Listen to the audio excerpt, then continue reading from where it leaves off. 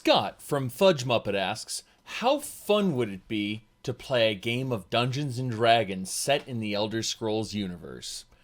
How fun it would be, Scott. Let's scroll down a smidgen where I replied the location of the core rulebook. Yes, indeed. The unofficial Elder Scrolls RPG core rulebook. 3rd edition, yes. If you are interested in playing a tabletop game similar to Dungeons & Dragons of Elder Scrolls, this is the unofficial RPG that is currently being developed. There are also variants for Dungeons & Dragons 5, but I've found that this is the most eloquently created version out of all of them. The core rulebook is fairly well complete and does acknowledge that the Elder Scrolls belongs to ZeniMax and so on. It has a pretty in-depth introduction. It tells you flat out that they have to take some liberties with the canon in order to make it work in the form of a game like this, which is absolutely fine. It's pretty well detailed, uses a lot of fan art, things of that nature, but you'll notice that just like Dungeons & Dragons, it uses standard dice. It depends on a GM or a game master taking the forefront and guiding players through the story.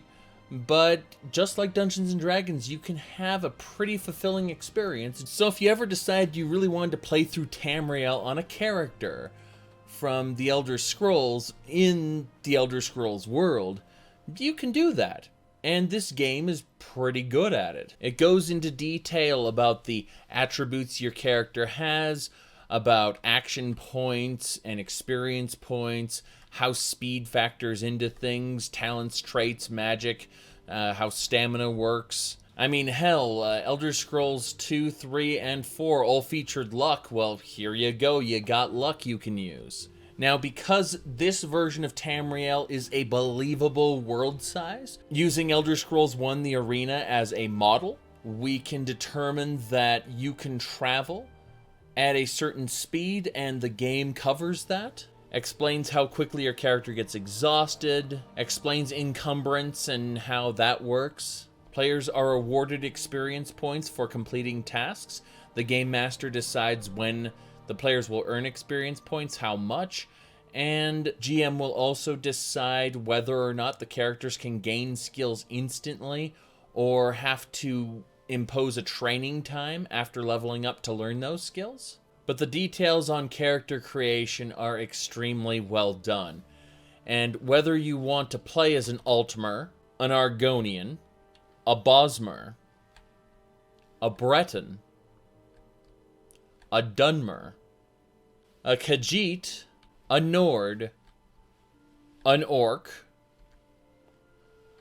or a Redguard, all the options are available to you. Hell, if we scroll up a little bit, I kind of skipped over Imperials, wanted to save them for last. They actually have 2 forms of Imperials, a Colovian Imperial and a Nibonese Imperial. That's because the lore says they're 2 separate cultures that inhabit Cyrodiil. We didn't see that in Oblivion, but this Elder Scrolls role-playing game respects that fact and has different stats depending on where you came from. Birth signs are a part of the game, as are various powers that your characters can possess.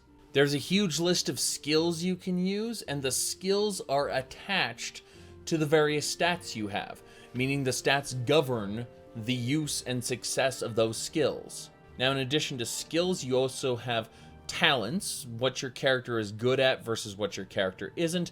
So you might have awareness or combat senses, or you might be observant, have hyper awareness. You might be a brawler, a gladiator. You might have danger sense. You might be able to control your anger better. You might be an intimidating person. You might be a tricky fighter, so on. All of these different traits determine how your character is treated and whether or not you're able to do certain things with high proficiency. The book explains how combat works, determining initiative, setting up the scene, starting the round of combat, ending the round of combat, how movement in combat works, what kind of actions you can perform, how you can react to what enemies do in combat, and any kind of special actions you can perform that could break the flow of combat. The RPG actually recommends the use of a grid-based system, similar to how websites such as Roll20 work, and when combined with something like voice on Discord, can actually be very effective. There is a lot more to cover in this RPG. I haven't even scratched the surface of it yet, and it's still under development right now, although this 3rd edition version 2 is completely usable, and I recommend it if you are a tabletop role-playing fan. People ask, well, Elder Scrolls are RPGs? No, the Elder Scrolls have always been action games with RPG elements, but if you want to play a true role-playing Elder Scrolls game, this is how you do it. Now, there are a couple websites you should check out. First and foremost, I'd recommend checking out the UES RPG, that's Unofficial Elder Scrolls RPG subreddit. There's usually threads put on it every few days. It's not really that big a deal, but there will always be links at the top in pinned posts to the core rulebook and the file compendium. The file compendium has character sheets, things like that, so you can get started. Now, if we go back to their old abandoned development blog, they've actually moved to a public Discord server, and in conjunction with the subreddit and the file compendium, they have all they need. They don't use this blog anymore. So, if you go to their public Discord server, which I highly recommend doing, then in their public Discord server, you can actually find various channels where they talk about the development of the game actively. You can check their announcements tab where they post announcements to everyone, which is really neat. But in addition, there's also just a huge amount of discussions that go on. In this particular subreddit and Discord server combination, I recommend both.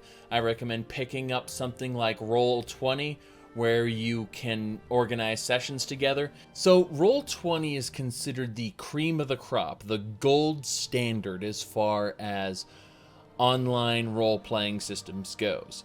Roll20 can be used on the PC through the web. It can be used on a smartphone or tablet through an app, and it all connects together on the same service. It provides a map, it provides dice tools, and it provides a whiteboard.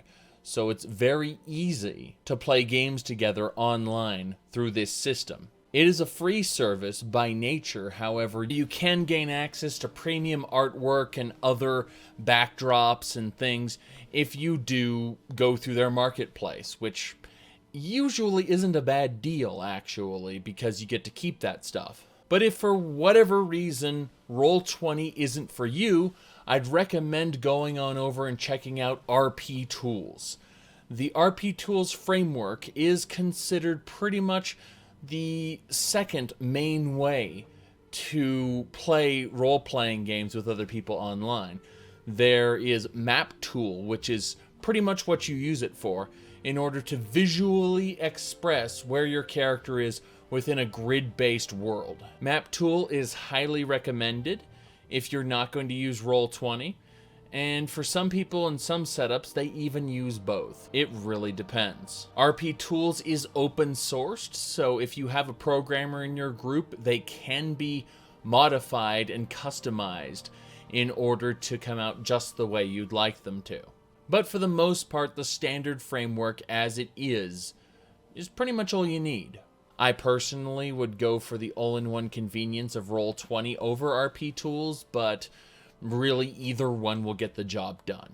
And of course, you could forego all of that and simply play in person.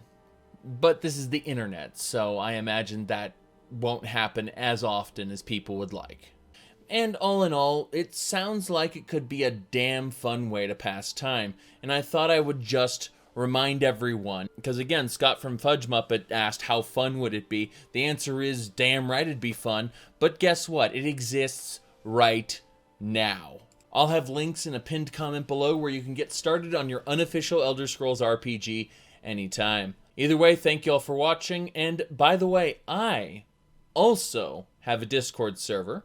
You can find the link on the sidebar of my website, Zhakaron.com, or in a pinned comment below as well. Either way, check the links on screen for more content, and I will see y'all next time. Ranger? barbarian, magician, thief. I am Dungeon Master, your guide in the realm of Dungeons and Dragons. Nord, Redguard, Breton, Imperial, Elf, and Beast races alike. Welcome to the world of the Elder Scrolls.